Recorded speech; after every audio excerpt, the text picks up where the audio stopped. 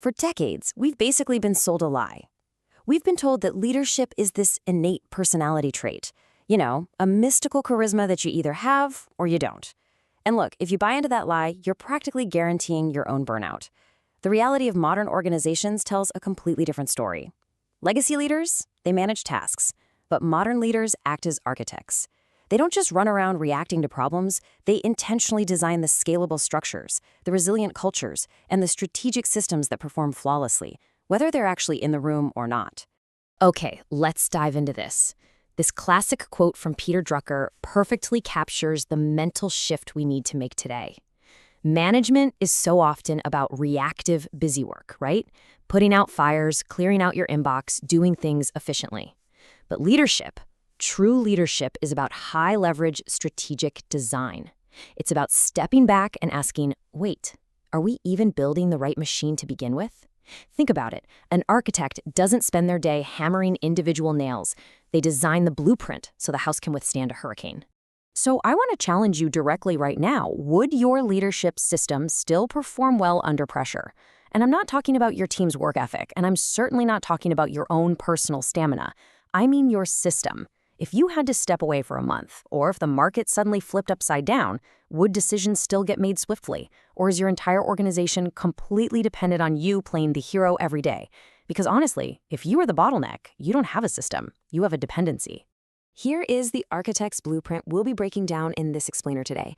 We're going to cover the leadership operating system, the accountability ladder, mastering your communication range, the habits of strategic leaders, smart delegation and trust, and finally, the ultimate leadership legacy. To build that kind of resilience, we have to start with part one, the leadership operating system. Historically, we tried to measure leadership potential with, vague motivational language and fixed personality tests. It was all about how the boss made you feel. But a true operating review looks entirely different. It asks hard, structural questions. Are strategic decision rights crystal clear? Do you have real human-AI role clarity in this new tech era? Are your managers removing friction before performance actually drops? A modern architect spends 80% of their time auditing and designing these high-leverage systems, instead of just drowning in the data-literal-day operational noise. And once that system is built, you have to look at how people actually operate within it. This brings us to part two, the accountability ladder. There is an invisible line running right through the middle of every team that dictates performance. When things go wrong, behavior typically falls below that line. People deflect, they'll say things like, well, I didn't know it was my project, or they point fingers at another department, or they over-explain the context just to justify a miss, quietly hoping the problem just fixes itself. That is the massive cost of a weak culture. But operating above the line, that is a fundamental paradigm shift. Up here, people own the reality. They aren't managing optics, they are managing outcomes. So what does it actually look like when you have the right person in the right seat operating above the line? It happens in 4 super clear steps. Step 1, they call it straight. If a project is off track, they say so immediately. Step 2, they own the number. No qualifiers, no long backstory. Step 3 is absolutely crucial. They bring the solve. They don't just dump the problem on the boss's desk, they arrive having already done the heavy lifting to fix it. And step 4, they drive the outcome proactively. They use the system to stay ahead rather than waiting for the system to push them. Getting those outcomes requires absolute alignment, which leads right into our third topic, mastering your communication range. Look, a fatal flaw for a lot of incredibly smart executives is relying on a single fixed communication style. The leader who communicates the exact same way in every single room will eventually lose every room because the context keeps changing. A room that needs a quick decision doesn't need a 20-minute inspiring monologue, right? If a decision is made and speed is critical, you must be directive. But if the team is completely burned out and losing faith, you pivot to visionary to remind them why the work matters. If trust is broken, you need a relational approach to patch it up. And if your goal is long-term growth, you shift into a coaching style. Strategic architects have the range to adapt their tools to the exact moment. But hey, having that conversational range is pretty much useless if your underlying strategy is flawed.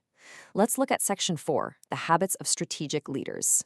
How do top-tier architects process information on the fly? Strategic thinking isn't some magical talent. It's a very deliberate method. While reactive leaders are staring at the obvious data right in front of them, strategic leaders are looking for what's missing. They connect the dots across silos, linking product to sales to marketing. They don't just solve isolated issues, they hunt for repeating patterns so they can fix the root cause for good. They constantly question how a problem is framed. They think in second-order outcomes, basically asking, okay, what happens after this happens? And crucially, they decide before it's obvious, because if you wait for 100% certainty, it's usually too late. To execute on all of this at scale, we hit Section 5, Smart Delegation and Trust. This is where you absolutely must stop trying to be the smartest problem solver in the room. Earning the trust to lead is where so many executives fail. And the tricky part, low trust doesn't usually announce itself loudly. It shows up in silent signals. Think about your own day-to-day. Do the real conversations only happen in the hallway after you leave the meeting? Does your team execute flawlessly but literally never push back on a bad idea? Do problems get heavily filtered before reaching your desk? If you're nodding along to these, your title is just buying you compliance, not actual engagement. This dynamic shifts entirely based on how you speak to your team. Bad, legacy-style bosses rely heavily on their ego. They love phrases like, I need this by Friday, or I decided that. It completely caps a team's potential because it positions the leader as the sole owner of all the capability. Great leaders, on the other hand, use language that builds shared capability. They say things like, you got this, or what do you think? Notice how it switches from I to you or we? It sounds so incredibly simple, but the shift is massive. When someone hears I trust you, they stop waiting around for permission. When they hear what do you think, they stop deflecting and start owning it. That is the secret to smart delegation. And when you start mastering that language, you build something way bigger than just hitting a quarter's targets. You hit our final section, the ultimate leadership legacy. Let's look at John Maxwell's famous 5 levels of leadership. Sadly, most people spend their whole lives stuck at level 1, positional. People follow you just because you have the fancy title. They disengage the second you leave. Level 2 is relational, where actual trust begins. Level 3 is productive. People start following your momentum and results. But true architects push to level 4, people development. This is the big leap. Success here isn't about your own growth anymore. It's about how many leaders you can create. And finally, level 5, pinnacle. People follow you because of who you are and the core values you represent. You aren't just running a team anymore. You are building an enduring legacy. If you take away only one single thing from this explainer today, let it be this. Real leadership is not about being the smartest or best person in the room.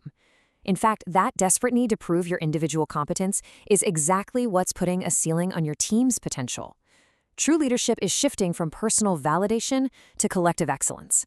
It's acting as the architect, designing and building a room where the absolute best ideas, skills, and perspectives can just come together and win. So I want to leave you with this one vital question to think about. What are you doing today to move to the next level? Are you going to keep running around putting out little fires, stuck playing the reactive boss? Or are you going to step up, audit your systems, empower your people, and truly become the architect of your organization's potential? The choice is entirely yours. Keep building.